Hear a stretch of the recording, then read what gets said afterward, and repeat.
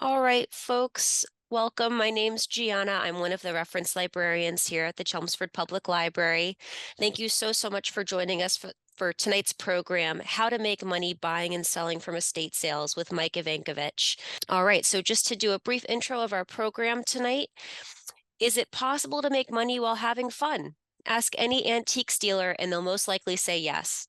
While the antiques and collectibles market has softened in recent years, bargains still abound if you know what to do and where to look. In this program, Mike Ivankovich will show you how you can supplement your income regardless of age or experience.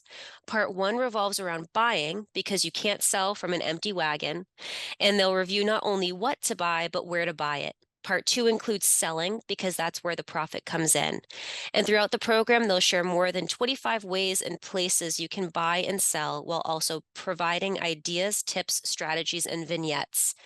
Mike Ivankovich, our presenter, has been involved in some phase of antiques and collectibles business for more than 40 years. He is a frequent lecturer and spoken before groups too numerous to list. He has authored more than 20 books and ebooks in his areas of specialty. He is the host of What's It Worth? Ask Mike the Appraiser radio show that airs every Friday morning from 9:30 to 10:30 a.m. on WBCB 1490 AM in Philadelphia, Pennsylvania. As a home downsizing expert and author, he guides clients through the entire home downsizing process, helping them deal with their antiques, collectibles, and general household contents. His Home Downsizing in 4 Easy Steps book can be found on Amazon.com. And as a Pennsylvania auctioneer, he has been named Pennsylvania's Auctioneer of the Year by fellow auctioneers. So as everyone hopefully knows, just in case, make sure you put any of your questions and comments in the Q&A or chat section of your Zoom menu down below on your screen. But without further ado, I'm going to pass it over to Mike. Thanks, Gianna. Hey, guys, we got a long night together tonight. We're doing how to supplement your income, but basically it's supplementing your income or how to buy and sell stuff. And this applies to antiques and collectibles. It also applies to crafts and just some general stuff around the house. I anticipate we're going to go about an hour and 15 minutes, maybe a little bit longer. I'll try and move quickly, but there's a lot of stuff to cover. And what we're going to do here, I want to start out with this because this has been basically my life. For the last 45 years, I buy junk and I sell antiques for more money. And that's kind of what I'm going to talk about tongue in cheek. We're going to talk about how to make some money buying and selling stuff that you like or maybe even don't like. We all like to make some extra money, obviously.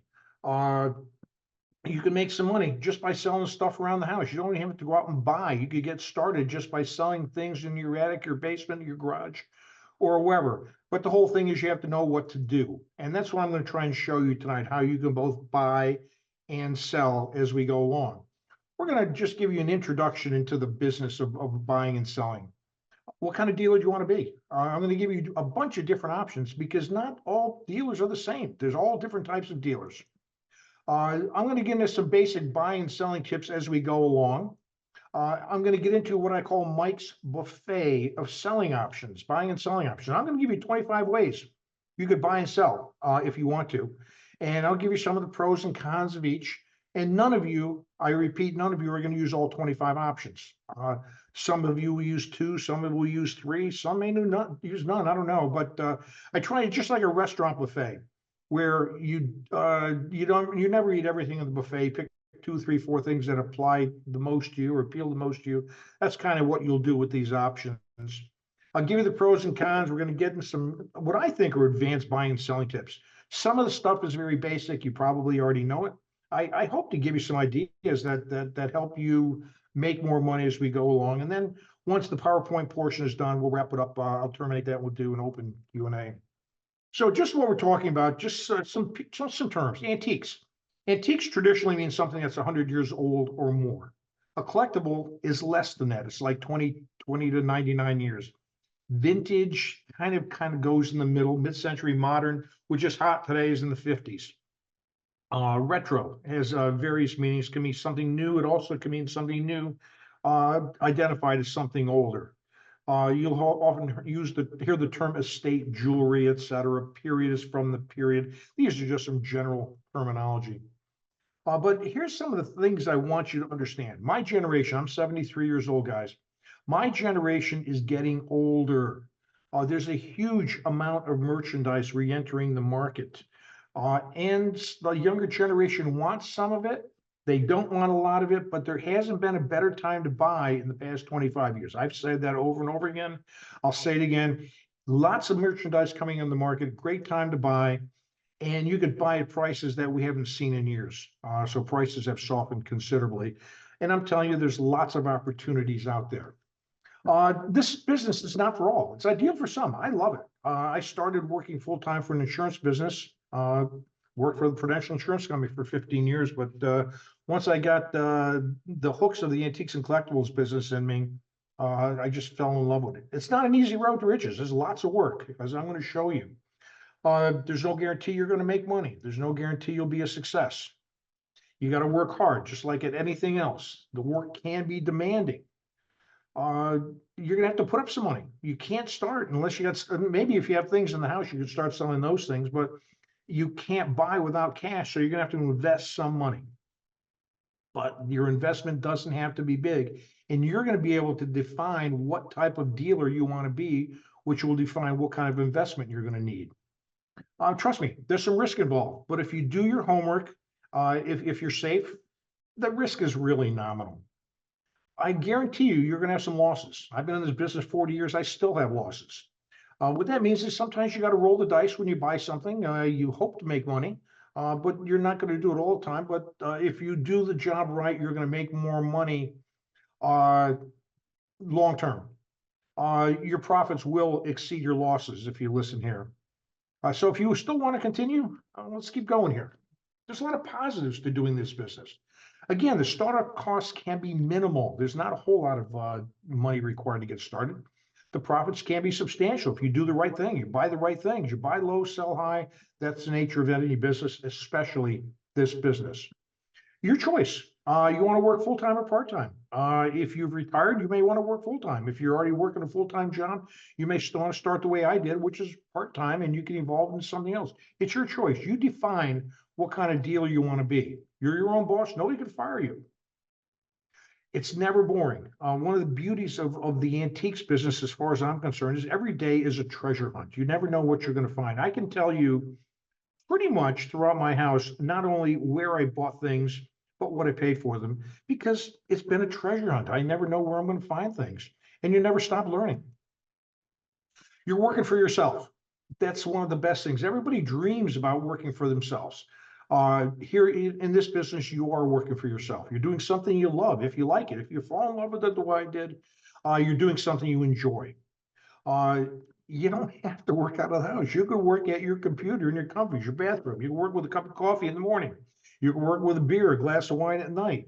Buying and selling on the internet, that's what you choose. If you prefer to work in the mornings and take your nights off, or vice versa, you decide what hours you want to work. You can't be laid off. You can't be whacked. You can't be downsized for somebody younger or older. You basically control your own destiny in this business, and you make as much or as little as you want to make. The good news is you're the CEO. You're the top dog in this business, but you're also the head buyer. You're the number one salesperson. You're the one who's got to buy. You're the one who's got to sell. You wash it, clean it. You're the guy who does all the dirty work. You got to pack it, drive it. If you're doing a show, you're the one who puts up the tent and takes the tent down, and then you got to put up the tables and everything else. You're the vice president of marketing, public relations, but you're also the bookkeeper. You're the first one to work, the last one to get paid. And it's been said, joining the antique business is a little bit like joining the mafia. Once you're in it, you're never going to leave.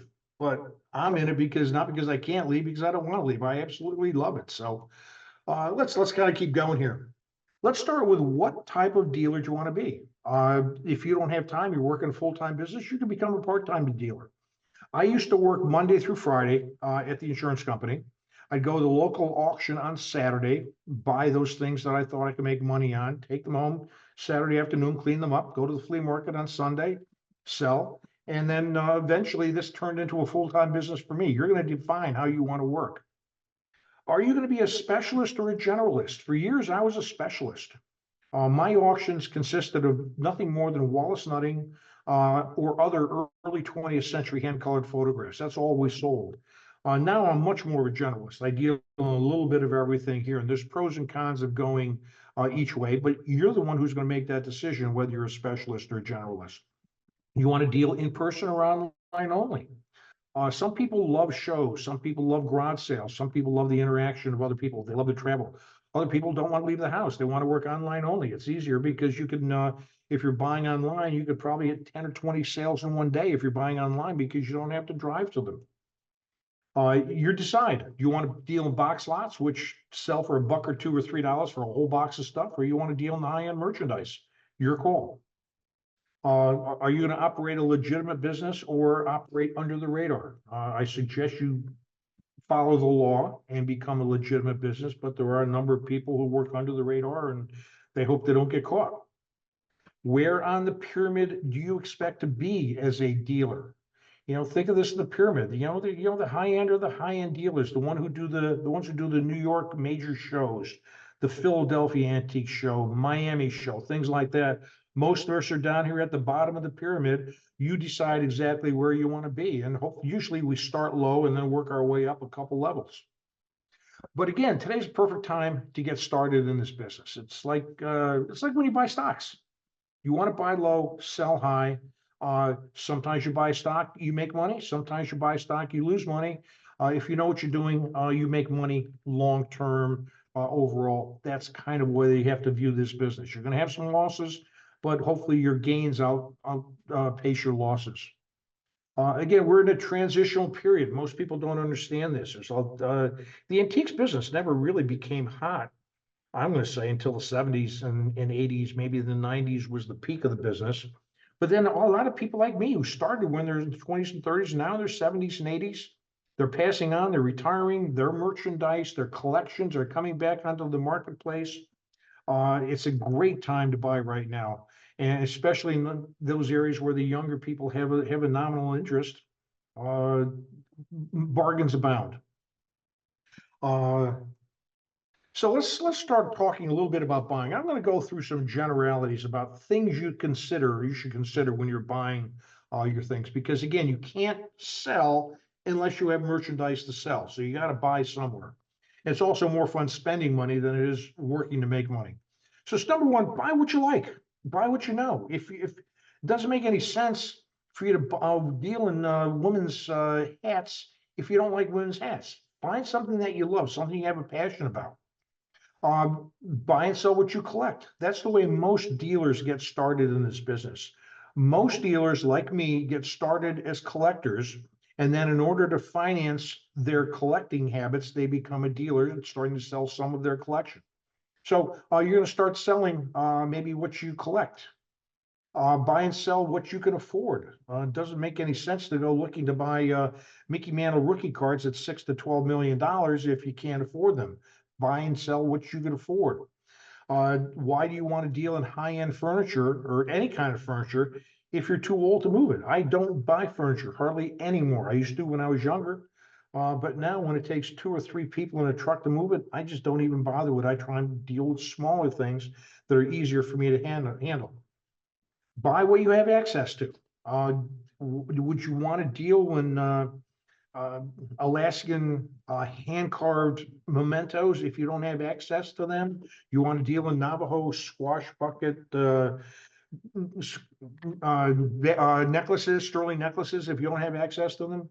Buy and sell what's hot today. I'm going to tell you right now, we do a whole program called What's Hot and What's Not. And the truth of the matter is, the younger generation has lots of money. They're just spending it differently than my generation.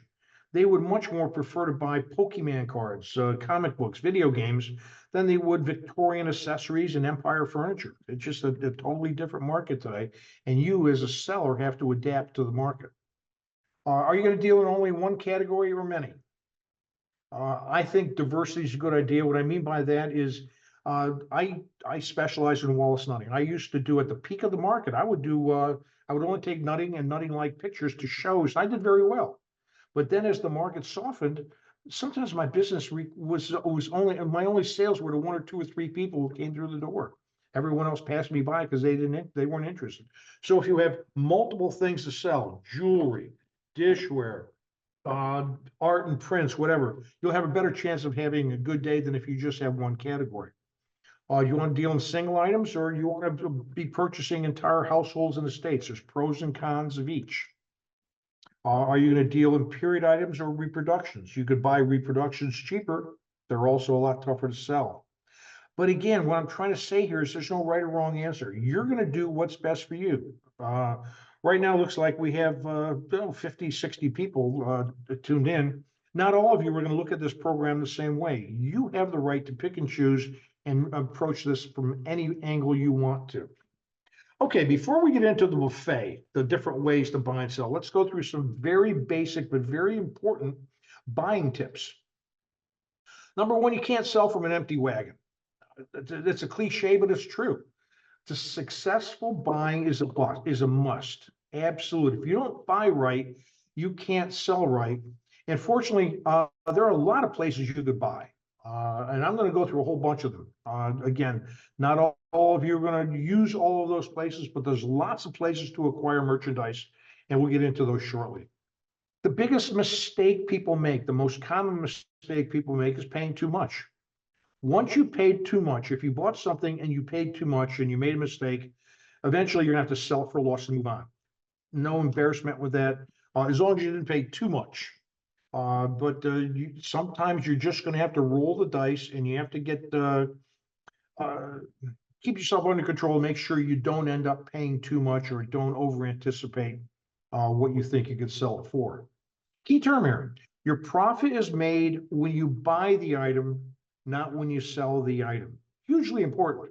What that means is that a well-bought item is as good as sold. The minute you buy it, once you bought it, if you bought it right, meaning if you bought it at a good enough price, you know you're going to make a profit. You just don't know when. If you overpaid on something, you're probably best to sell it as quickly as you can, take your loss, move on, and start making money off of other things. Don't buy damaged merchandise. There's so much good merchandise in the market today. There's no reason to buy stuff that is chipped, cracked, etc. Some basic selling tips. Again, very, very basic, but very important tips here. If you want top dollar, expect to do the most amount of work. It's very basic. Most amount of money equals the most amount of work. If you're not willing to do the most amount of work, you can't expect top dollar. What you have paid has no bearing on selling price. I don't care what you paid. That doesn't equal selling price. Sometimes you're going to make no money. You may lose money. Sometimes you're going to make a ton of money. But what you pay for something has no bearing on what you could sell it for. Key point here: if the younger generation isn't interested, it's going to be tough to sell. We call my daughter Jenna the millennial on the radio show, and Jenna's totally, and her generation is totally not interested in the stuff I'm selling, and vice versa. So if they're not interested, trust me, you're going to have a hard time selling for a profit. We've already talked about this. You're going to occasionally lose some money, accept it, and move on. Do your research before you sell. This is so important. Here's a perfect example. I one time bought some Spanish-American war medals. I had no idea what they were worth. I paid a fair price for them, but I didn't know what they were worth. When I did my research on eBay and elsewhere, I couldn't find anything on Spanish-American medals. I found Civil War medals, World War I, World War II, couldn't find anything on Spanish-American medals. So my point was that I didn't know what they were worth, so I had a dozen of them. I put one up. I priced it $165, figuring I would have to sell for about $150. Within 5 minutes after we listed it, someone bought it at full price. They didn't even negotiate with us. And most importantly, they said two things that they probably never should have said. Question number one, do you have any more? And question number two, why did you sell this so cheaply? Well, I didn't tell them I had 11 more. But the mistake I made was, since I couldn't find a comp, I guessed I sold it at a fixed price. What I should have done is put it at auction. The next one I put up at auction to test the market did over $1,000. And a lot of the others did like that. So my point here is do your homework before you sell. Once it's gone, you can't get it back. Pricing is an art. It's not a science. There's no magic way. You got to trust your gut and learn how to do this. If you're selling to dealers, you have to sell at a wholesale price. The dealer can't pay you full price. They've got to pay you a wholesale price because they're hoping to do the work that you can't or don't want to do and still make a profit. If you're selling only to collectors, well, yeah, you shoot for top dollar, but you're not going to have as many sales as if you sold to both collectors and dealers. So you kind of have to watch what you pay, remember who you're selling to. You try to leave room for the other guy to make some money. And if you could ask, excuse me, if you ask a little bit less than your competition, you're going to probably have more sales. Everything isn't worth top dollar, guys. Just because you own it doesn't mean it's worth top dollar. Only the best of the best is going to bring top dollar. Everything else is average. Average is only worth a fraction of top dollar. So don't ask top dollar on everything. Understand that if you have damage, if it's got wear, if it's not in its original box, it's not going to be as much as something that's in absolutely perfect condition. So again, like we've been talking about, the key here is if you buy it right, buy it for the right price, you can always make a profit and you can always sell it right. And pricing is important. I'm a firm believer of pricing things at $395 versus $400. That $5 difference to some people means a lot. Some general selling tips and strategies. My suggestion is that you set a minimum selling price, whatever you paid for it, whatever you think the market is worth, stick to that price for a while. If you don't sell it in a week or two or three or one or two or three or four shows, maybe you want to start lowering the price, but start with a price and figure out what's going on. Be reasonable in your expectations. Best of the best equals top dollar. Average works less. If it's damaged or not in great shape, expect practically nothing. Be patient. It may take some shows to sell things. I know people, none of us understand why, but we try and decide what to take to specific shows. And sometimes what we think will sell sells, and sometimes it doesn't. Sometimes you just have to say, all right, I'm going to take it one more show, and if I don't sell it there, I'm going to dump it at auction. And sometimes it sells right away, sometimes it doesn't. My advice is always wash and clean your merchandise before you sell it. People like me love going to sales and looking at dirty merchandise because we can see through the dirt. Most people can't. So make it look as good as possible. You'll probably sell for more money. Get ready for negotiating. If you don't want to negotiate, you're probably not right for this business. Negotiation comes with the term. It comes with the turf. Part of the beauty of negotiating is you make somebody feel like a winner. You meet in the middle. You as a seller want to get as much money as you can. The buyer wants to pay as little as they possibly can. Usually the best way is to kind of meet in the middle somewhere. Give them a fair price, they'll be back. I love repeat customers, and the way you get a repeat customer is you give them a fair price. You sell them something at a price where they can fake a fair profit. They'll go around selling, they'll come back looking for more merchandise because you want long-term and repeat customers as you grow your business. A couple more selling tips. Again, leave room for the buyer to make a profit. Let them feel like they got a bargain. When you're selling, take advantage of the season. You don't sell your Christmas items in December. You want to sell your Christmas items in the summer or early fall to give the dealers a chance to sell. If you're the final dealer, if you're looking to sell retail, that's fine. You save your items a little later. But the dealers are buying their Christmas things late summer, early fall, so they can sell them at the peak of the October, November market. By the time for like Christmas items, December is oftentimes too late to sell. You sell your Super Bowls in November, Super Bowl items November, December, not right before the Super Bowl. Sell your summer items in the spring, and you sell your winter items in the fall. The worst time to sell a snowblower is in March. The worst time to sell your outdoor patio set is September or October. So you try to take advantage of the season. With discounts, everybody loves a discount. You give somebody a discount, they'll be back. I factor the discount into my asking price. Those Spanish War medal, I told you I was asking 165, expecting 150. I factored a $15 price discount into that. In that instance, I didn't have to give them a discount. So I came out a little bit ahead. Sometimes you got to go below your number, but factor your discount into your initial asking price. Anticipate discounts. 10%, 15% is not uncommon when you sell a single item.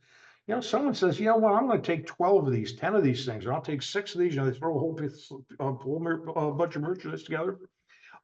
Sometimes that warrants a higher discount if you can swing it based on what you paid.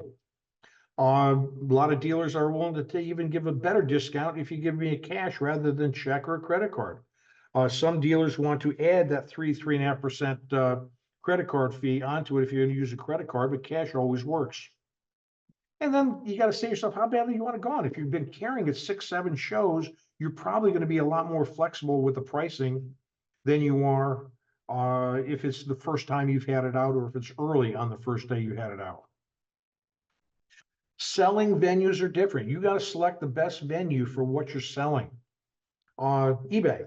eBay is great for certain things. You get paid within 5 or 7 days, but you're not going to sell generally a bicycle or an armoire on eBay because of the shipping factor. So eBay is great for small, easily shippable things. Larger items, you may want to throw them on Facebook Marketplace where you can put them up for free, basically. And someone will either meet you at your home if you want to let them at your home, or you meet them behind the police station in front of the giant market or something like that.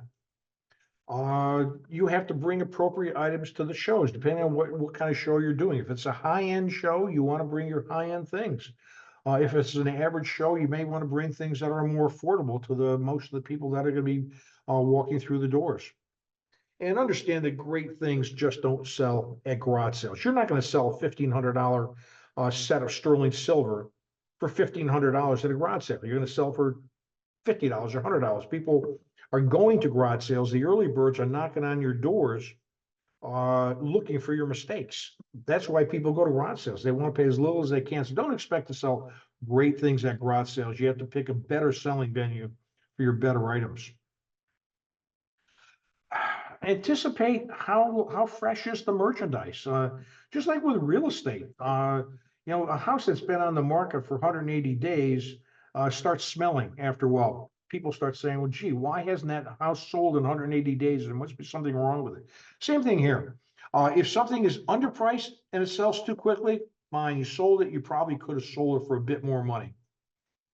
If it's been around too long, if people see you taking the same things to the same flea market or the same things to a different show, the items look like they're stale. And one of the keys in this business is people want fresh merchandise, not stale merchandise that every dealer in town has already turned down one way or another.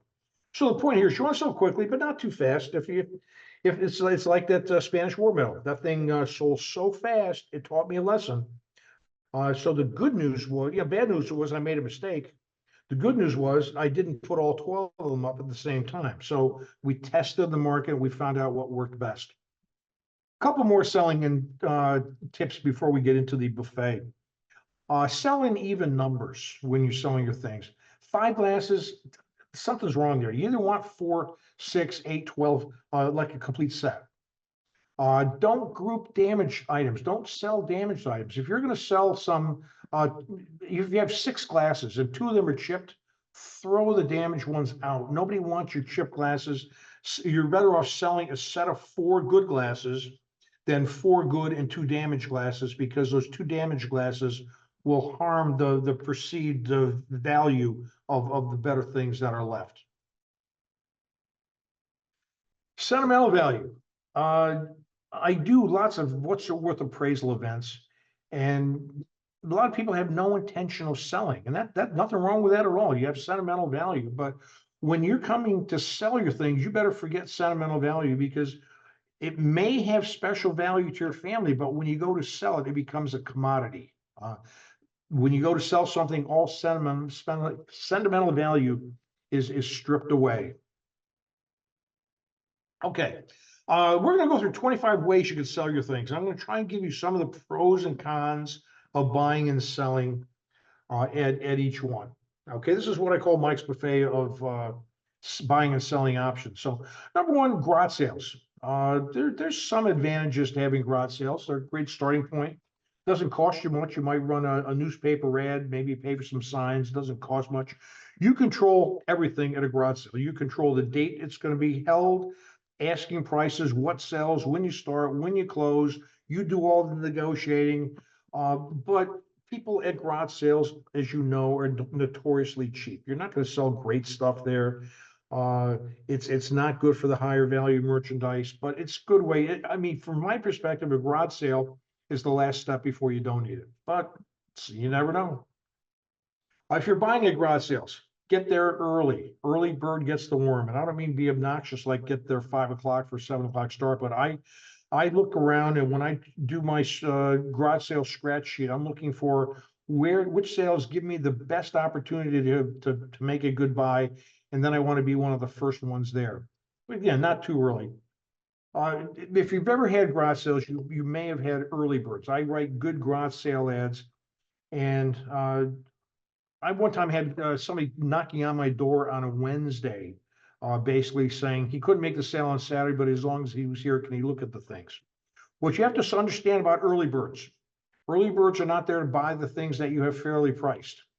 They're not there to buy your overpriced items, and they're not there to buy your junk. They're looking for your mistakes. They want that set of sterling silver that you think is silver plate.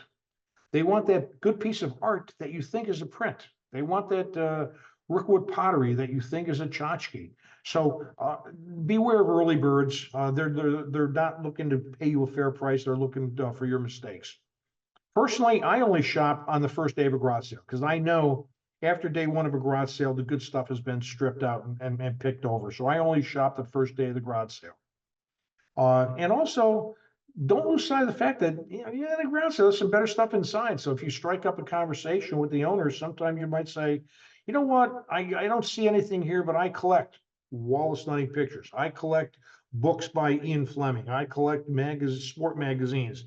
I got some of that stuff inside. So sometimes you could ask around when you're doing the garage sale run.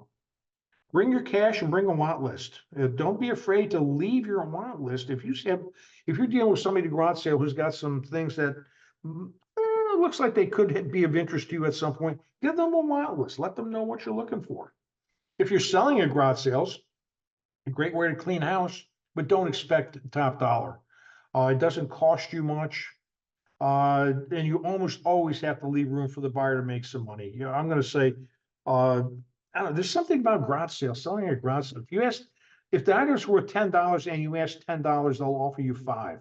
You could take the same $10 item and ask for $5, and they'll offer you $2. They don't want to pay much money at garage sales, but most of the people you're going to sell to probably are going to be dealers looking to buy something for resale. If you're selling at garage sales, don't overlook that Facebook online yard sale and garage sale groups that are from your area. These are free. You could advertise in those things for free. Don't overlook yard sale search or Facebook marketplace. Those are all places you could advertise. Option number 2, you can have a tag or estate sale. Now, what's the difference between a garage sale and an estate sale or tag sale? Basically, the difference is you run the garage sale. You're selecting someone like me to run the tag sale, and I'm not looking to run your tag sales. I don't do that, but I could if I wanted to. But you're probably going to sell some better merchandise at a well-run tag sale. But someone else is doing the work. You're going to hire, if you find a good tag sale person, they should be worth their weight in gold because they're going to make you a lot more money for your things than you'll make on their own. But they're not cheap. They're going to run anywhere from 35, 40, 45, 50%. But the nice thing is they will probably get you more money because they know how to price merchandise. More importantly, they have a following. A good tag sale person has a following. Sometimes it's in the hundreds. Sometimes I've known tag sale people who've had followings of 1,000 names on their email list. And so if they're going to have a garage sale or tag sale at your house, they'll put on an email saying, hey, we're having such and such an auction or tag sale at this address. Come on and join us at such and such a time. So you can generally sell better things at a tag sale than a garage sale. If you're buying at a tag sale, get there early. Get to know the tag sales specialist. If you're looking for certain things, certain types of books, certain types of magazines, certain types of china, give that tag sale person your card, your want list. So if they come across something down the road, it's not uncommon for them to give you an email or a phone call, let you know, hey, we got a great sale coming up and we got 15 pieces of wall sliding furniture in this sale.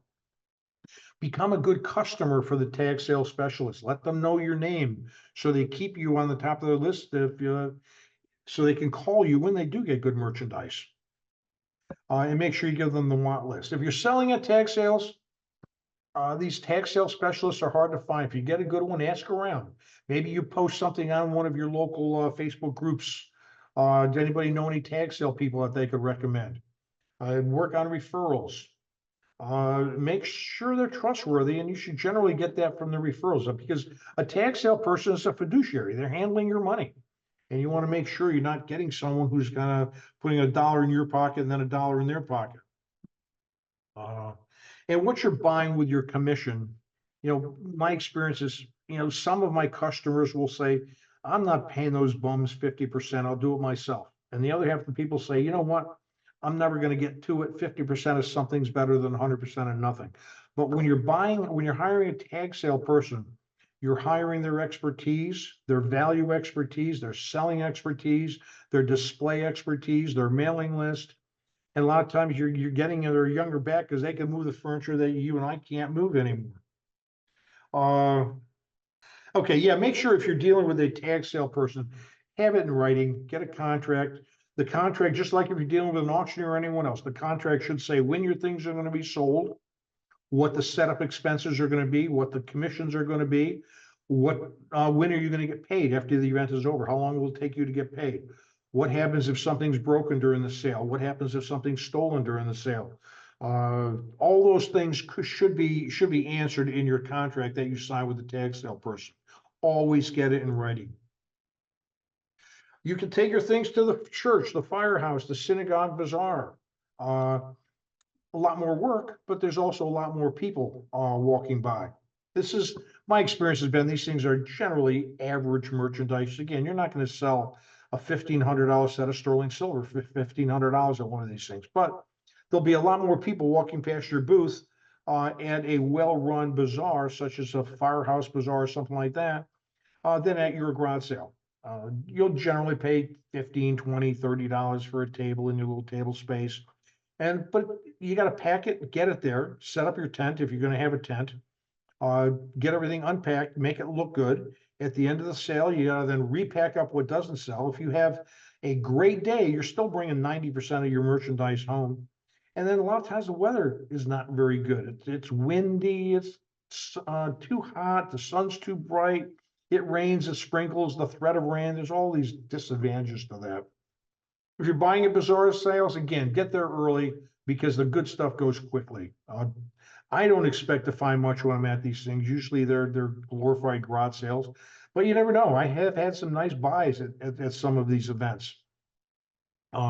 If you're looking for old books, make sure you look through, make sure that the book is autographed. If it's autographed, it's going to be worth a lot more money. Look for those old baseball cards. A lot of times, moms or dads are cleaning out the basement and they don't know the difference. This is the kids' stuff. The kids are long gone. They don't want it. They don't know the difference between a 12-cent comic book and a $2.50 comic book. They don't know the difference between 18-karat gold and gold tone and gold plate. So there are bargains there, but you got to do your work. If you're selling at these bazaars, the fees are good. The fees are usually pretty low, and it's what we call affinity marketing. There's a place near me called the Dublin, Pennsylvania Firehouse, and they have one of those big electric signs.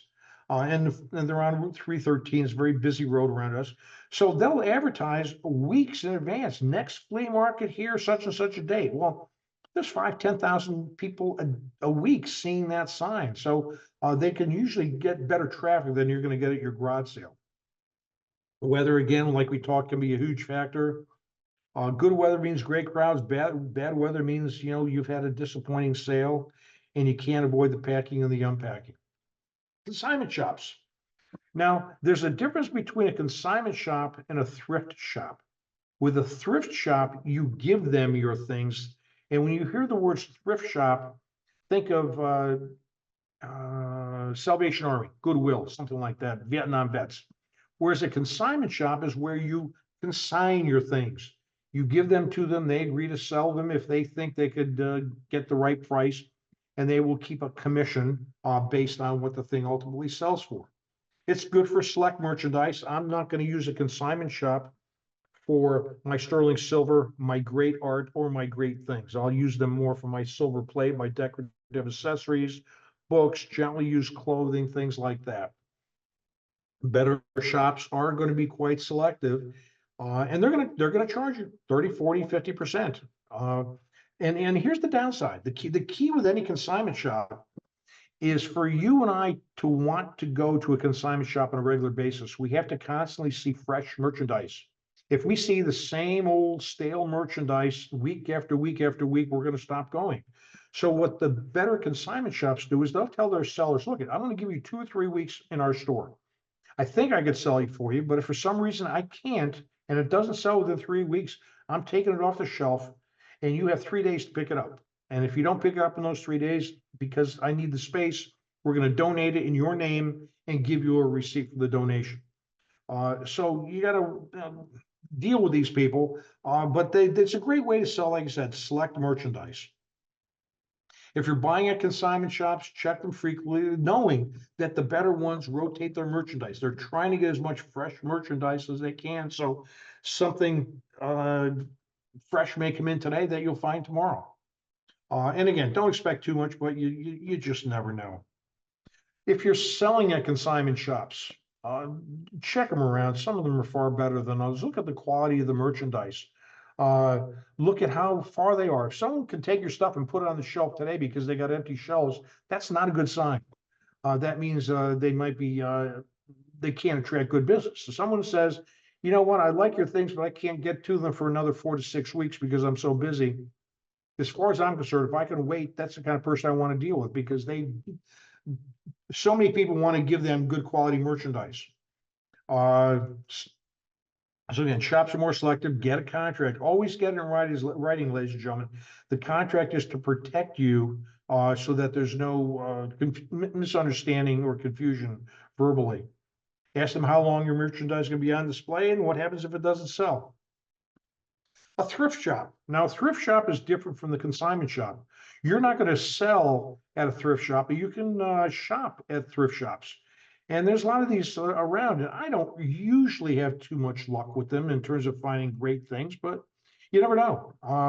So you don't sell, you donate to the thrift shop. They're going to be less selective. I read somewhere where Goodwill and/or Salvation Army, they throw away anywhere from 50 to 60% of the stuff that's donated to them because it's not sellable. I will also tell you that we are in what I call the golden age of nonprofit donations. And what's happened over the last 3 or 4 years is the real estate market has been great. Mortgage rates were low, houses were selling quickly. Point one. Point two, our kids don't want the stuff. So if the house sells and we got to be out of there in a month and the kids don't want the stuff, what do you do with it? You donate it. So these thrift stores have been flush with good quality merchandise to the point where they're turning down a lot of things they would have taken 5 or 10 years ago because they've got so much. So just understand that they'll take your better things. They're not going to take your junk the way they used to.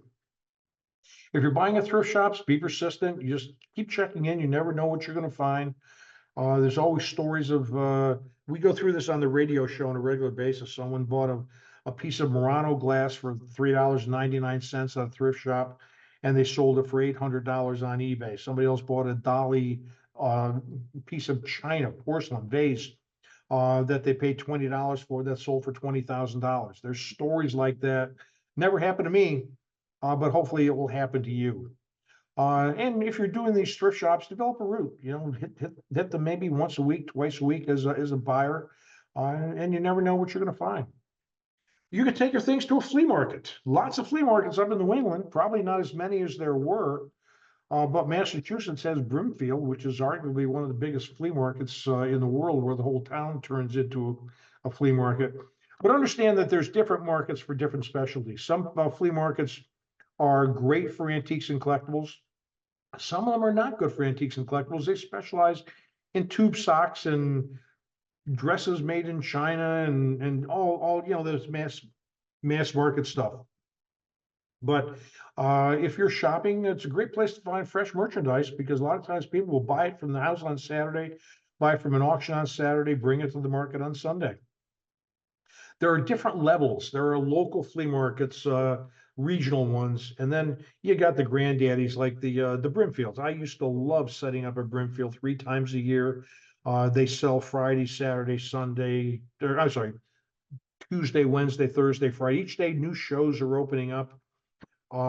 There's some place in the Midwest. I've never been there. I'd love to go. It's like I think they call it the 1,000 mile flea market or garage sale, where like some major road is 1,000 miles long and the entire road turns into a flea market. So you never know what you're going to find at these things. You got to put in your time.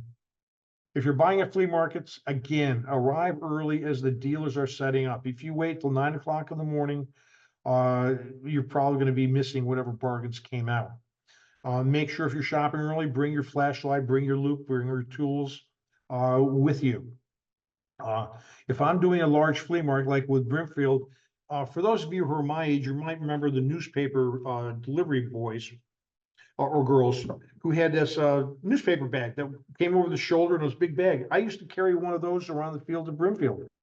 And whatever I bought, I would put into it. And when the bag got too heavy, I'd have to walk it back to the car, empty it out. So bring something like that. A lot of people walk through these flea markets with these shopping carts because they find it's easier that way. So just make it as easy on yourself as you can. Be prepared to negotiate. Never pay asking price if you could avoid it. And I'll give you some words to say later in a little while about how you can negotiate. And always have enough cash. Cash talks better than checks. Cash talks much better than credit cards. If you're selling at flea markets, again, they're not all the same. Look for the flea market that's going to specialize in what you got. Some flea markets, most take reservations. You might want to find, if you got a good spot, see if you could keep it for the year, for the month, for however what it is. And it may cost you a few bucks because you may get rained out on Sunday and they're still going to keep your money. But if you got the right spot at a flea market, a corner spot is certainly better than something that's tucked away in the middle of a row in the back. Be prepared for the weather. Make sure you've got a tent, sides if it gets windy, umbrellas, plastic tarps, and all that other stuff to put over if you get a sudden cloudburst. I used to have the inside of my van filled up with some pegboard. And in the inclement weather, I would put my pictures hanging in the inside of my van. So just get ready for that weather. And again, it's a flea market. It's not a high-end show. You're not going to get top dollar on most of your things unless it's really worth top dollar. Bring the appropriate merchandise to the right market. Don't bring antiques to a tube sock flea market or vice versa. You can sell through antique shops. Now, the antique shops have made some major changes over the years. Individual shops are getting harder to locate. My generation has been closing up their shops, and many of them have been going to eBay stores and all. But there's more shops closing than opening. Antique shops have irregular days and hours. We went out to Colorado, believe it or not. My radio show got picked up in Denver, and we went out antiquing. And out in Colorado, the antique shops were closed on Saturdays and Sundays. In New England, those are the best days to shop. In Pennsylvania, those are the best days to shop. And if it's a private shop, sometimes you might have to make an appointment to get in. But if you're buying at antique shops, follow which ones have what you're looking for. I was looking for Wallace nutting, so I developed a whole route where I knew where there was a good chance that these shops would have fresh nuttings every time I came in. With an individual shop, you can usually negotiate with the owner. With an antique mall, it's less likely because the owners are not going to be there. But with this shop, you want to negotiate with the owner because the owner is going to have more flexibility than an employee. Cash always works. And if you're a specialist, leave them your card. Here's a list of things I'm buying. If you get anything, give me a call. If you don't buy from them, they're not going to call you. But once you turn into a good customer, which is what you want, then you get the right of first refusal. A lot of times they'll call you when something good comes in. Selling at antique shops. Again, owners need fresh merchandise. The shop owners can't sell unless they have fresh merchandise. So if you got the right merchandise and it's priced right, they're going to be ready to buy. Most shops are generalists, some are specialists, some only deal in one or two things, some deal in absolutely everything. Dealers love cash. Be prepared to negotiate. And then leave room for the dealer to make a profit. This is the key. If you're selling at antique shops, you're not going to get top dollar. Don't expect it. If you want top dollar, you've got to go to that flea market. You've got to set up in an antique show. You got to set it up in an antiques mall and do all the work yourself. If you're going to sell it to a dealer, you're probably lucky on most things to get a third to a half today. You could always, you don't want to set up in a shop. You could always set up in an antiques mall. There's antique malls all over the place. And this is where what you do is you rent space. You either rent some a display case, or you rent some square footage or cubic footage in a booth, maybe a 10 by 10 by 10 by 20, all depend on what you're selling.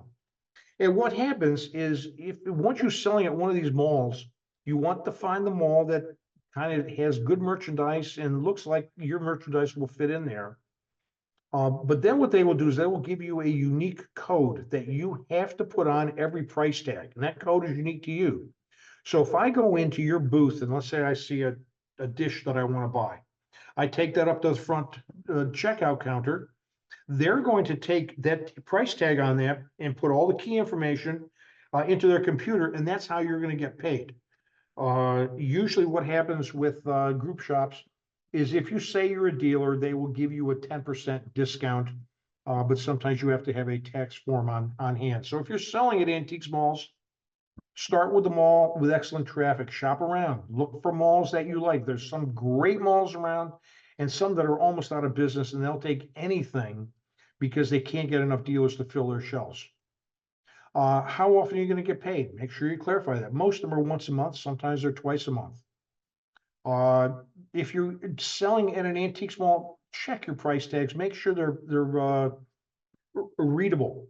Now, one of the most frustrating things for me is if I see something I'm interested in a display case that's locked, and I can't see the price tag because it's turned around or it's upside down, I'm not going to go to the store management and ask them to open up the case to show me what it is and then have me say, no, it's too expensive, I don't want it. So if people can't see your tag, they're probably not going to buy it.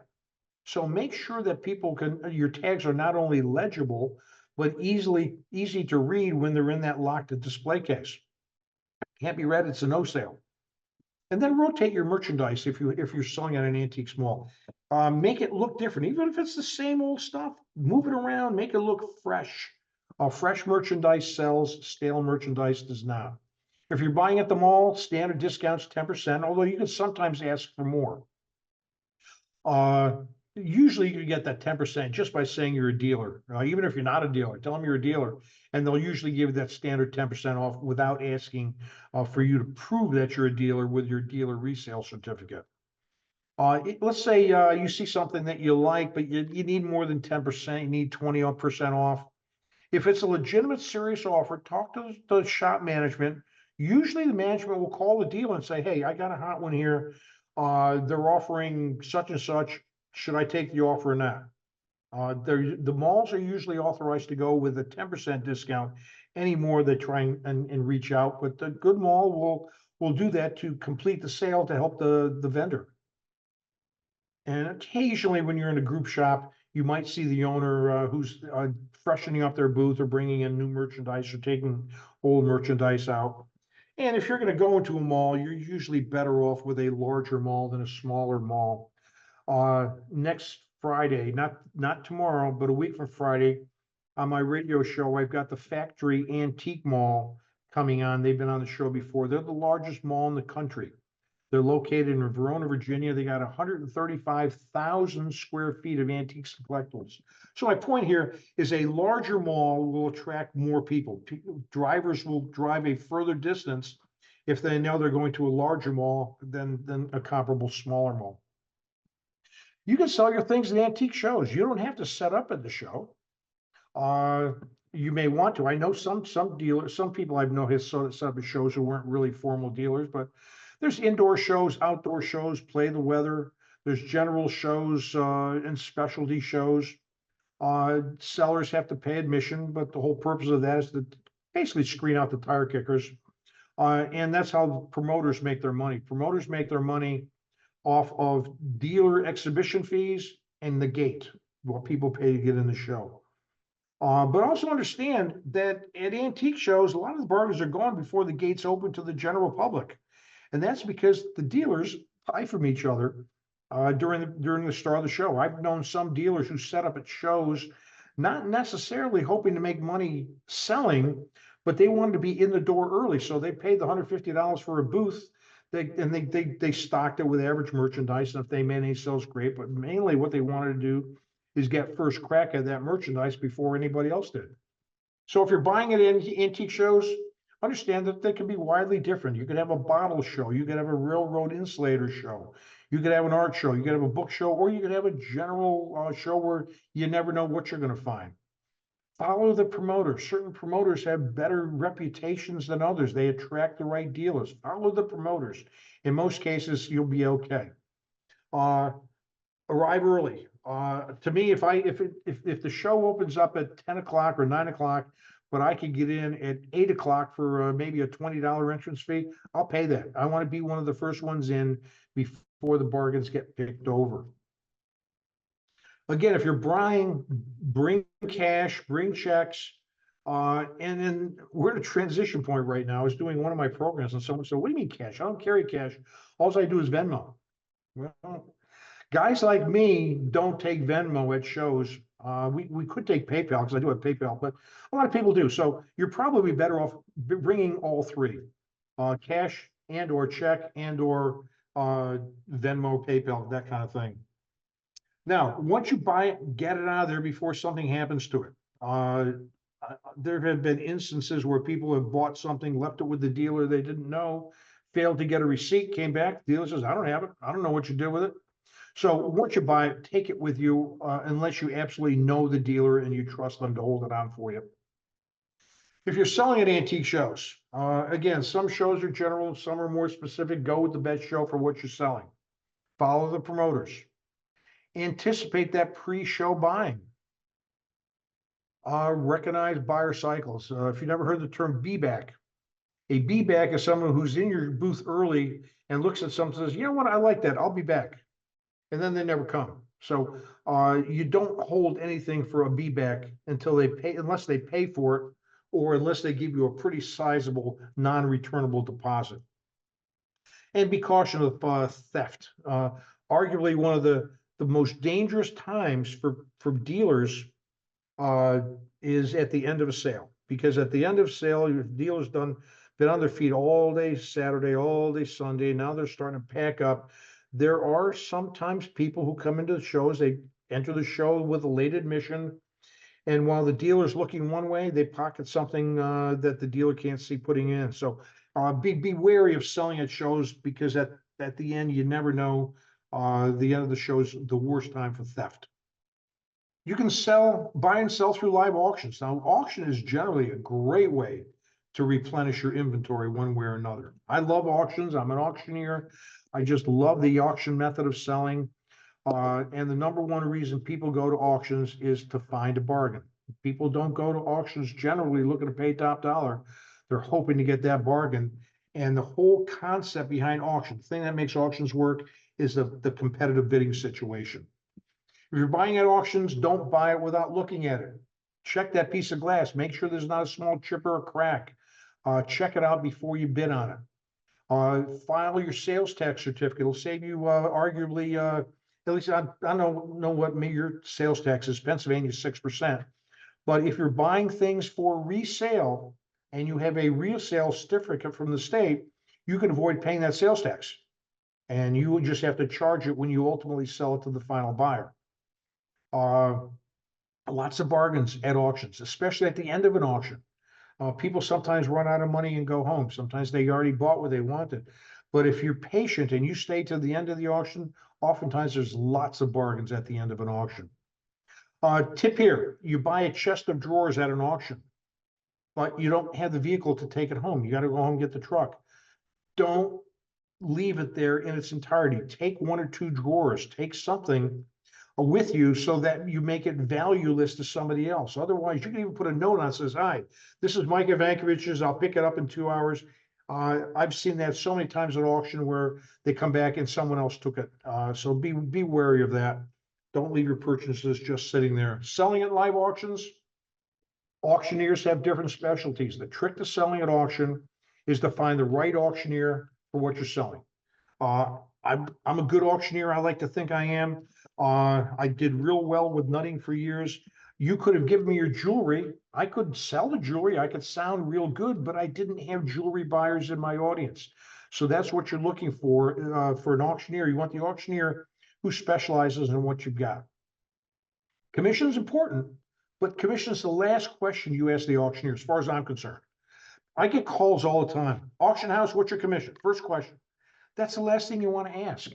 The commission, usually the auctioneer with the lowest commission is not the best auctioneer. It's the auctioneer that can't get any more business, or they're fresh out of auction school. They never did an auction before, or nobody wants to give them their business. So yes, you want to ask that question, but my first question is, how good are you at what I'm trying to sell? How long have you been in business?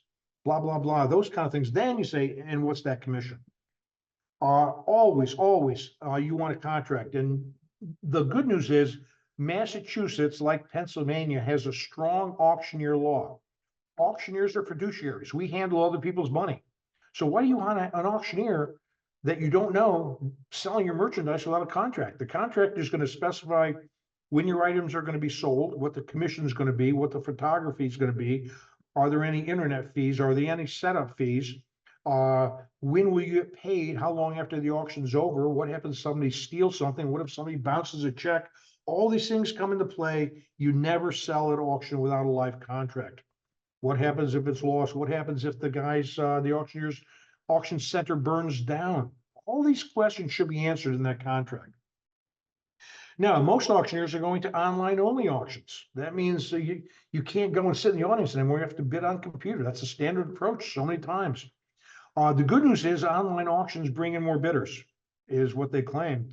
But as a buyer, I want to hold it, touch it, feel it, see it. I want to know what I'm buying, and I can't do that in online auction unless I go to a preview, which they usually have a one-day preview. Also, if I got to ship something, if I got to buy something in Massachusetts, but it's an online only auction and I have to have it shipped to Pennsylvania, I'm going to factor that shipping price into my final bid, which means the consignor is going to get less. Buying at online auctions, the good news is you could cover a lot more ground. I could go to 10, 20 auctions a day online if I wanted to, because I could do it all from my computer. So for some people, it's a heyday. It's wonderful. But for a lot of people, it's not, because you can't hold and touch it. And different auctioneers have different ways of describing things.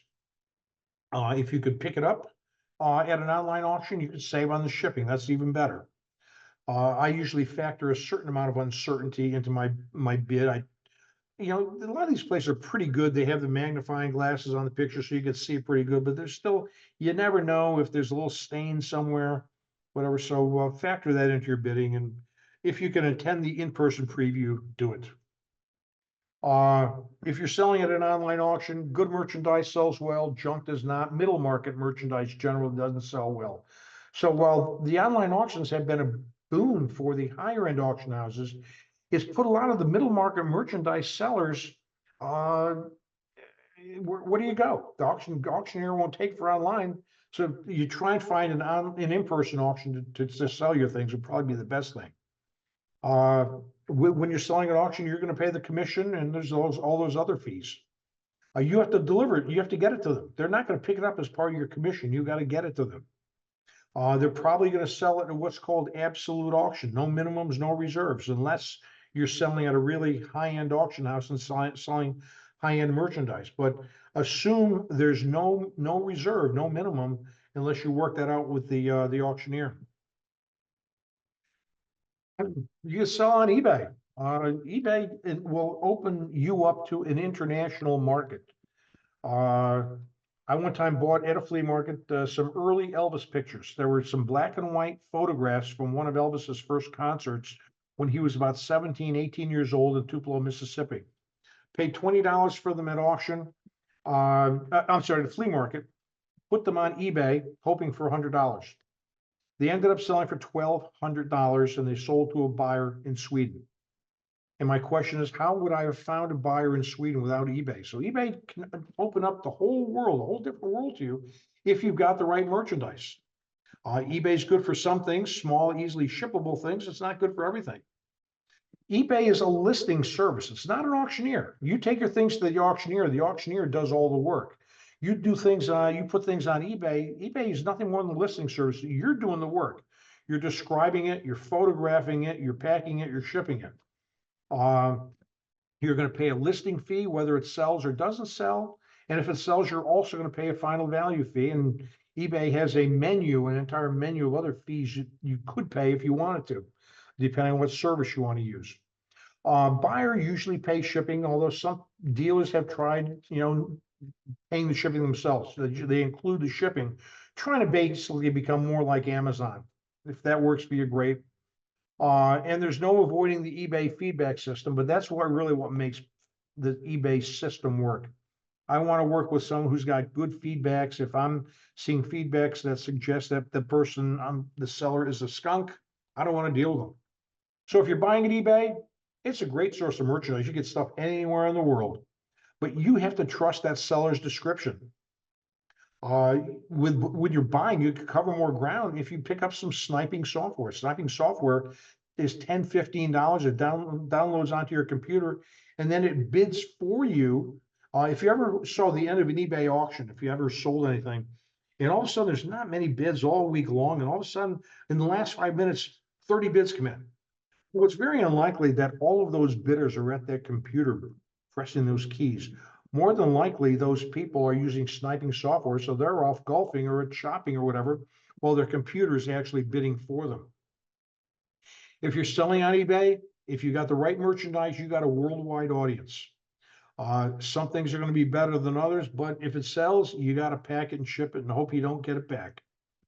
eBay has made international shipping easy. We cover this in our eBay program. Sue and I do an eBay 101, the basics of buying and selling. And eBay has made international shipping easy because all you have to do is, let's say you sell to a buyer in, I don't care where, Europe, South America, whatever. All you do is send it to the eBay international shipping hub in the US. And I think the closest one to us, Pennsylvania, Massachusetts, will be in Kentucky. So you're shipping it in the US, and then eBay takes care of all the import forms, the export forms, the duty forms, all that other stuff. And we have never gotten anything back. So that works pretty well. Where have all the antique shops gone? Well, a lot of them have gone to eBay stores. Why do you want to pay $2,500 a month to rent a storefront, have to be there 6 days a week, when you could just sell out of your home on an eBay store? So eBay stores have pretty much replaced the bricks and mortar shops.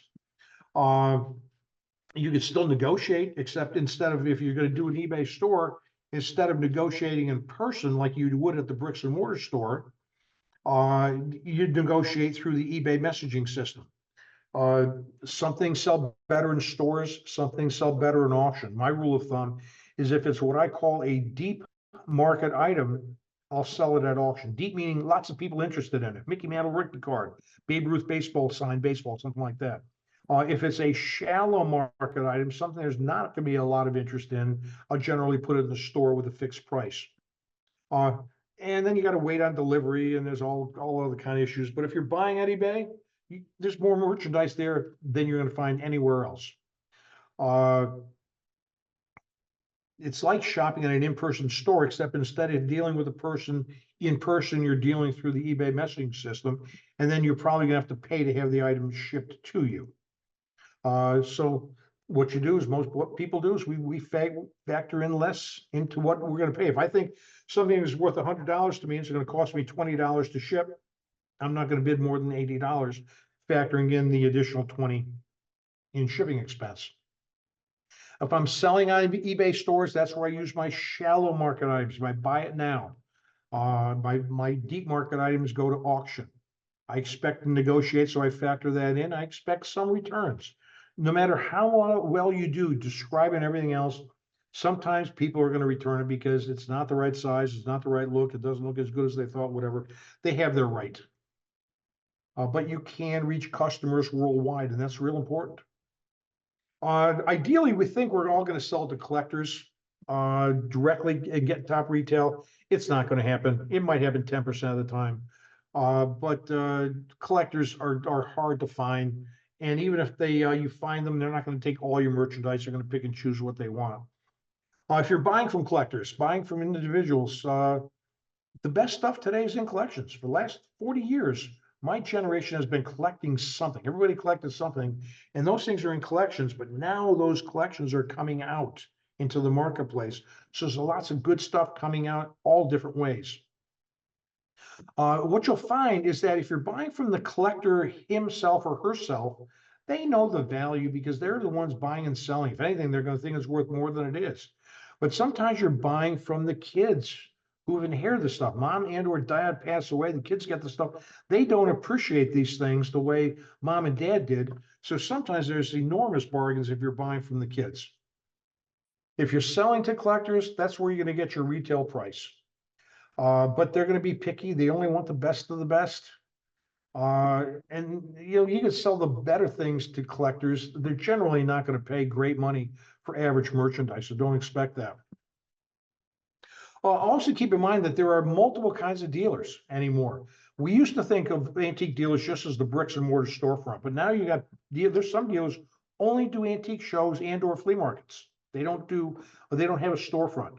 Or a lot of people now are only doing eBay or one of the internet shops or something like that. So there's all different kind of dealers, but the thing they have in common is none of them can sell from an empty wagon. They all need fresh merchandise. So if you've got that fresh merchandise, there's money to be made selling to them. If you're buying for dealings, like this is like what we talked about earlier, relationships count. Dealers love quick sales. If I can pick up my phone and say, hey, Joe, I've got something you're looking for. I'll hold it for you if you could come over by tomorrow. Cash flow. That's the whole thing with dealers because the faster they sell things, the more cash they have to go out and buy more merchandise at tomorrow's auction. If you're buying from a regular dealer, they may say, hey, I'm going to be at the Brimfield show this week. I got 6 boxes of glass I think you might be interested in. I'll hold it for you. But try and get there by no later than 11 o'clock. Otherwise, I'll put it out. So if you have a right relationship with a dealer, it works well because both of you are going to make money from it. Dealers love cash, and cash will almost always get you a better price. If you're selling to dealers, dealers have to buy to make money, but they still have to buy the price where they can make a fair profit. Just think in terms of wholesale pricing to dealers, retail pricing to collectors. Again, dealers understand cash. The dealers love repeat business. I love buying privately, buying out of houses. Not an easy thing to do. But if you're buying at a house on a house call, you get a house call, they know you're a dealer. Hey, I got some stuff I want to sell. Beware of that free appraisal. There's a lot of people, I've learned to screen people out. But they're bringing you out not necessarily to sell to you. They don't know what it's worth. So they want to find out what you, the professional dealer, are willing to pay them. And then their answer is, all right, let me think about that. And you'll never hear from them again. So there are ways you can avoid this the best you can. You're never going to avoid it entirely, but just beware that some people have no intention of selling to you on these house calls. They want you to tell them what their items are worth. Sometimes you have to take what you don't want. You can generally do better if you solve their problem. They got a whole tabletop filled with things that you want 10 of them, but you don't want it all. But if you can take it all, you're going to get a better price and you're solving their problem. You solve their problem, there's a good chance they'll come back to you down the road or refer you to their friends. If you're buying it on house calls, cash always talks. And look for repeat business. If you make a nice buy at someone's house, give them your want list, saying, hey, this is what I'm looking for. If you or any friends are selling this kind of stuff, give me first call. I'd like to come out and take a look at it. You could be buying from estates. Estates are a great option for some because that's where fresh merchandise comes out. Remember, fresh versus stale merchandise. Fresh merchandise, usually brings more money. What people want to do with an estate is they want to cherry pick it. They want to come in and take the 3 or 4 best things and leave the household with everything else. But sometimes you got to take it all. Sometimes you got to solve a person's problem, and you generally buy better. And auctioneers are the best at this because the auctioneers have the means to dispose of everything. Auctioneers can hold the best of the best until their upcoming catalog sale, but they could blow the pots and pans and box lots out tomorrow at this week's sale, so it doesn't take up much space and they can get some of their money back. But you solve somebody's problem, more likely you'll get a repeat house call from either them and or one of their friends. Some other sites you might want to jump into. I'm going to go through each of these real quickly. Etsy. Etsy is where you sell crafts, handcrafted items, custom, unique things like that. Etsy is like eBay, except it's for a different product. And supposedly Etsy was founded by people who were unhappy with eBay because eBay spent too much time either with mass market things like freshly printed books or videos or tapes or things like that, or antiques, whereas Etsy is more of a crafts thing. My daughter, Jenna the Millennial, creates her own jewelry. She does a beautiful job of jewelry. She's on the local jewelry circuit and the craft circuit, but she also has an Etsy booth where she does pretty well. Poshmark, you might have heard of Poshmark. With Poshmark, you don't sell clothing, you sell fashion. You might have seen some advertisements on TV. 3 women vignettes. One woman said, "I've made enough selling on Poshmark to buy a new car." Another one said, "I made enough on Poshmark to pay for my daughter's wedding." And the third one says, "I took my family on vacation with my Poshmark money." Well, you got to sell an awful lot of stuff on Poshmark to make that kind of money, but it's there. And there are people who shop it, and it's a much bigger market than you thought. But again, shipping is always involved. If you have books, everybody's got books. What do you do with your books? Well, first of all, you can donate them to the library friends book sale. Or if you want to try and sell them, I usually start with abebooks.com or actually just abe.com. Abe is short for Advanced Book Exchange. And so I can put in the title, the author, any keywords, who the publisher was. If it was published, let's say in 1910, I can put in 1909 to 1911. I could look, if I'm looking for a first edition dust jacket, all those things. Now, most of these, Abe, Biblio, Amazon's more for newer stuff, but Alibris, those are for older books, but those are just basically stores, whereas the rarebookhub.com is a book auction, and they have a pretty good database that you can use if you want to find out what your books are worth. But that's what we do for books. Records, they tell us vinyl is back. Well, don't overlook Discogs.com. Discogs.com. Every record has 2 numbers. First, they have the record that's on the number that's on the label, and it will also be on the sleeve, some way or another. That's called the catalog number. And that number is how the dealers get paid. But there's a whole different number that's even more important, and that's the matrix number. And that's, if you look on a record, like when I'm showing you this MGM record here, you know where the music grooves are, you know where the hole is, you know where the label is. But that smooth area between the end of the music and the start of the label is called a runout. And that's where this code is in. And if you put that code into Discogs, there's a pretty good chance you may find out when that record was pressed. Now, if you're dealing with books, first edition books will almost always do better than later edition books. Whereas with records, you're dealing with pressings. And so I would much rather have a first pressing of I Want to Hold Your Hand by the Beatles in 1962 in Liverpool than a later pressing of the same song by Apple in Cincinnati in 2012. So that's how you kind of look up your records. A lot of people say that Discogs is the eBay for records. Then there's some of these other online malls, online stores, just like you could go to an in-person mall and rent space. You could rent space at rubylane.com. TIAS is short for the Internet Antique Shop.com. These are some others where you can go. You run this out of your house. You just put your things up on the internet. You answer questions via messaging. And if once somebody pays you and you're satisfied the check is cleared, you pack it, ship it to them. All these are different ways you could do things. You have Facebook to sell your things. Every area, I'm sure you have the Facebook online yard sale and garage sale groups. You can post things for sale. You post your sales there. Great way to market and sell your things. Facebook Marketplace. A lot of people love Facebook Marketplace.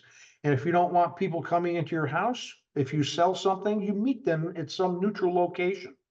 Most people go behind the police station where there are always cop cars around. There's cameras. No one's going to mess with you behind a police station. Or you might meet them in front of the Acme or the Giant or someplace where there's lots of traffic. There's even some police stations around us that allow you to come inside to complete your internet transactions, so long as you're not doing anything illegal, like selling guns, ammo, drugs, that kind of stuff. Even Craigslist allows you to sell, but a lot of people avoid Craigslist because of the spammers and things like that. But it's certainly on your list of ways to sell. All right, we're wrapping up here. I'll be done fairly quickly. Let's talk about value. Value is not a fact. Value is a subjective number. Value is like your stock. It changes day to day, hour to hour. So value is not a fact. Value is what someone's willing to pay today. I don't care what someone paid in 1995. That's not value. I don't want to look at an old price guide and see what somebody paid in 1995. I want to know what are they paying for it today. And then there's going to be a lot of factors that impact value, like condition, size, color, original box, all that other stuff. Value is going to be based on supply and demand. If there's a lot of them out there, demand is going to be low. If it's a rarity, demand is going to be high. You're probably best to get in ahead of the trends. If it's in the news, Pokemon cards, unless you're buying in the right location out of a house or something like that, it's probably too late to buy great Pokemon cards unless you get very lucky. And understand that provenance has value. A fur coat owned by Jackie Kennedy will have a lot more value than a fur coat owned by Mike Ivankovich. So provenance always is going to add value, and provenance not only is who owned it, but maybe where it was owned. If something is just deaccessioned from the Metropolitan Museum of Art, that will carry a much greater provenance that it came from the antique shop that just closed up. Condition, arguably the number one factor. A little damage is still damage, and there's too much good stuff coming in the marketplace today for you to waste your time dealing with damaged merchandise. Condition can be the original paint versus refinished paint. A lot of country furniture was originally in milk-based paint. During the 60s and 70s, a lot of that was stripped off and now it's refinished. Well, the original paint is probably, if it's attractive, it's going to be worth more than something that was refinished. A Lionel train in its original box from the 30s and 40s is worth a lot more money. And sometimes the box is even worth more than the car that's in it because there are so few boxes left. Understand in terms of value, understand the difference between these four terms. Insurance value. If I appraise something for insurance, what's the most it's going to cost you to replace if it was lost, damaged, destroyed, or stolen? Fair market value, what's a reasonable price? Liquidation, what could I sell it for? And sentimental value, you have no intention of selling it. You just want to know what it's worth because you're hanging on to it. Again, I'm going to try and rush through here. I'm going a little longer than I thought, but no dealer knows everything. Lots of bargains out there. Dealers are going to negotiate. If you're going to do this, you got to negotiate. Dealers have cash flow needs. They're not going to tell you, but they need cash flow. So if you offer them cash, you have a much better chance of getting something purchased at your price rather than theirs. Rarity is going to command premium prices. Average stuff does not command premium prices. Put yourself things on a scale. Is it good, better, best, or junk? Only the best is going to command top dollar. You're not sure, use eBay to determine rarity. Find out how many are on eBay. If there's 150 things just like yours currently available for sale on eBay, yours is probably going to be fairly common. A couple thoughts. Think in terms of quality, not quality. Quality sells, quantity does not. Avoid average merchandise unless it's cheap enough where you know you can make some money on it, but rarities are going to sell faster than average merchandise. Buy things that are useful. Consider the size. Again, you don't want to sell an armoire on eBay. That's got to be shipped. So all that stuff comes into play here. If it's underpriced, buy it. Don't let it go. Recognize value. Beware of reproductions, repairs, things like that. It's not where you buy it, but what you buy. Beware of old price guides. I know you can go to the library, you may have some of these yourself. Old price guides, the values are useless. You go into this Hummel price guide. I still use this kind of book for Hummel numbers, Hummel models, markings, things like that. Don't pay attention to prices. Use eBay sold prices for current pricing. Understand the market you're in. The rules, market's changing. Book values don't equal market values. eBay, what is something sold for recently? eBay sold items only tells you what things sold for within the last 3 months. That's value. What something sold for in 1995 is not value. And just beware. I had this is an interesting story. One guy years ago, he bought the early copy of The Power of Pastels, and it was a book on chalk artwork. And William Henry Chandler was the key thing. And the person who wrote this book inflated the prices incredibly. Well, this guy took this book seriously, and she was saying pastels were worth $1,000.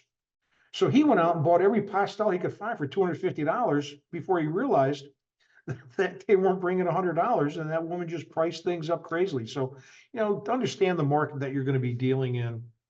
Stay away from limited editions generally. There's some exceptions, but most of them are tough to sell. Limited edition means there's lots of them out there, but there's an exception. Woman calls me up one day. She says, Mike, Dad passed away. He left me a bunch of Franklin Mint stuff.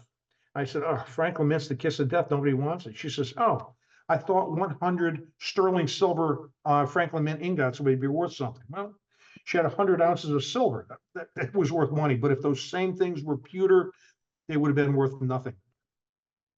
Okay, just beware of all these kind of limited editions. None of these things are going to bring much money today. And then the kiss of death is the certificate of authenticity. If you see that certificate of authenticity, it's generally the seller's way of making the buyer feel comfortable about the silly price that they just paid. The world is now into graded items. You got to pay to have your items graded, but a comic book like this, graded 9.6, Superman's first comic book, has sold for $3 million, I think. And I just saw another one just sold for $6 million. I think it was a 9.8. Condition grading means everything. Buying is the best way to learn. Start small. You're going to learn from your successes, and you're going to learn from your mistakes. True story. Early on, I was walking around a flea market in my career, and I found a great piece of stoneware. Paid $75 for it. I couldn't get it to my car fast enough. Walked around the second time, and you know what? That same dealer had exactly the same piece out there again. Aha. I bought a reproduction. I didn't know. Cost me some money. I never made that mistake again. If you're not a dealer, don't expect dealer prices. You're selling to a dealer, they're only going to pay you the wholesale price. If you've been in a shop and it's been there for too long, it's probably there too long for a reason.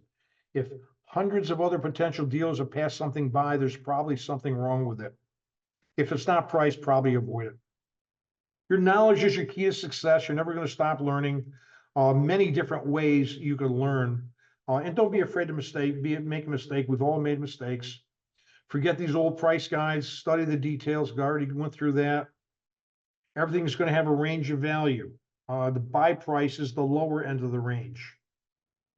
Selling price is the higher end of the range. So if something has a price range in your mind of $50 to $100, you always want to pay 50 or less for it, hoping to get that $100. Only premium merchandise brings top dollar. Things that are too easy to buy, sometimes there's a reason for that. Sometimes they're tough to sell. All right, be prepared to negotiate. Here's just some thoughts. Here's the way I usually negotiate. Do you have a dealer price? Is that your best price? Can you do any better than that? Are you firm on that price? Can you do any better or just a little bit better for me? What's your absolute best price? And once they give you their absolute best price, then and only then you say, how much for cash?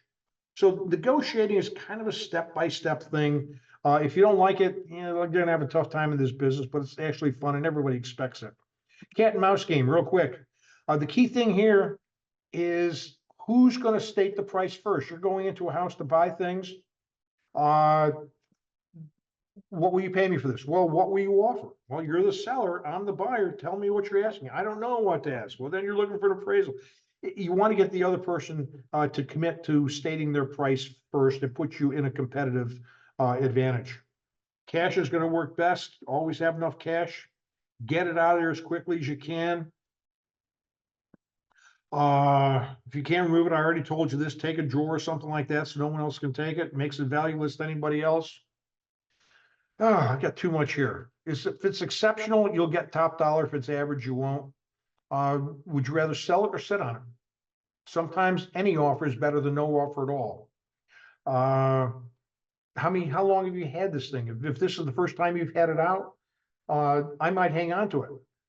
If it's my 5th show, I'm going to be a lot more flexible on price.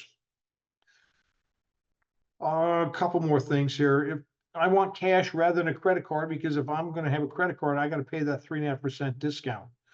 Prices will vary based on where you're at. You have to turn over your inventory. Keep going to the same shows over and over again. People stop coming to your booth.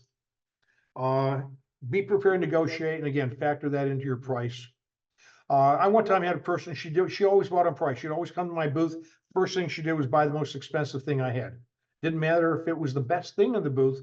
If she thought that the most expensive thing was the best. Where are you going to be on this pyramid? Reputation means everything. And what I mean by this is, are you selling at a flea market or a fine show? If you're selling at a flea market, you're not going to get much for it. If you're the Keno brothers, you can ask top dollar and people will pay it based on your name and your reputation. Create a superior contact list. You sell something to somebody, whether it's online or at a show, get their name and address on the receipt. Turn that receipt into a mailing list. Collect business cards so that if you get a great collection of green depression wear, you can call or let your depression glass collectors know, hey, I just got a great amount of information in. Email addresses are better, but USPS addresses can work if it has to. Update your want list regularly and let people know where you're going to be. There's good shows and bad shows. You only want to do the good shows. I follow the promoter. Good promoters are hard to find. Some locations work better than others. And I never do first-year shows. If you're selling, I never do a first-time show. I've just had nothing but bad luck on those. Oh, there's not much here. Business cards. Oh, here's some tips. Collect business cards. Put your business card wherever you can. Make sure you have a business card and put your contact information on it. You might have some flyers. We buy things. Here's what we specialize. Here's where we're going to be. Don't forget the digital cards that you can email. It's a lot easier and cheaper to email your card to your email list than to print the cards, put them in envelopes that require stamps to mail them out. I've seen people at shows wear t-shirts or baseball caps. I buy Briar horses. I buy Maxfield Parish. Basically, what you do when you do that is you turn yourself into a walking billboard. It can create more sales. Leave your cards, leave your flyers on antique show information tables. Usually on the exit, there's trade papers and things like that. Leave your cards there. It can always lead to more business. Put your cards in the pizza shops and local businesses can lead to more business. Make sure you have a website. That's pretty obvious. Make sure you have an email signature.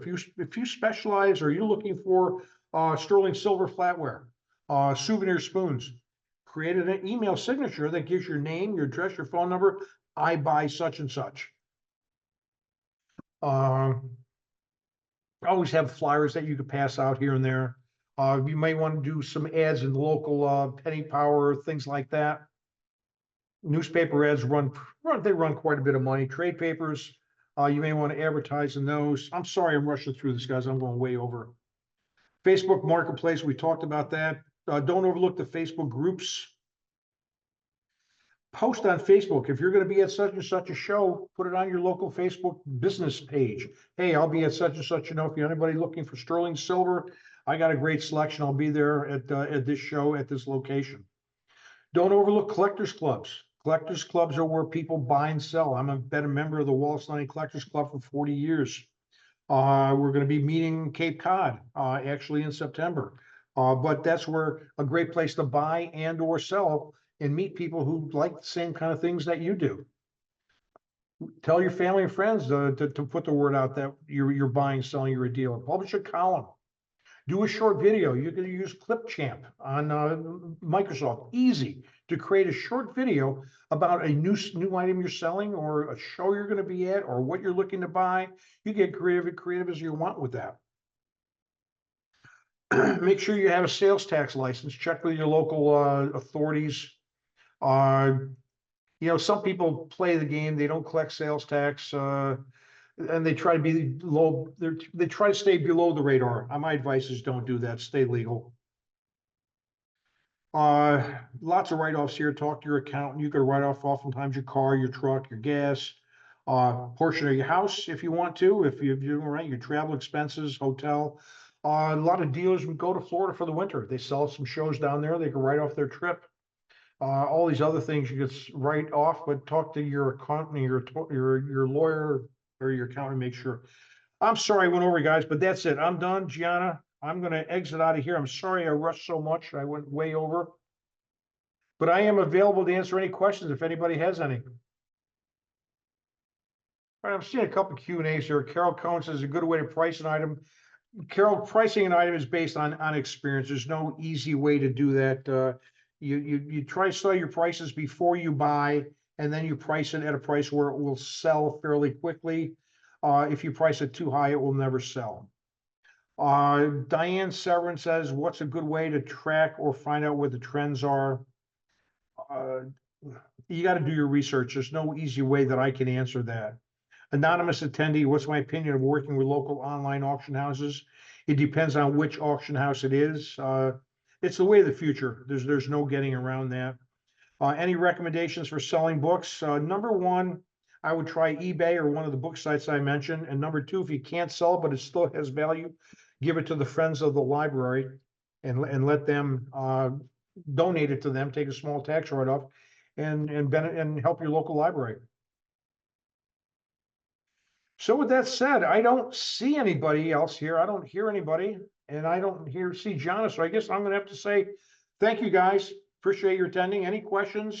My information is in the chat. You can give me a call at 215-264-4304 or email me at info@michaelivankovich.com. Thank you.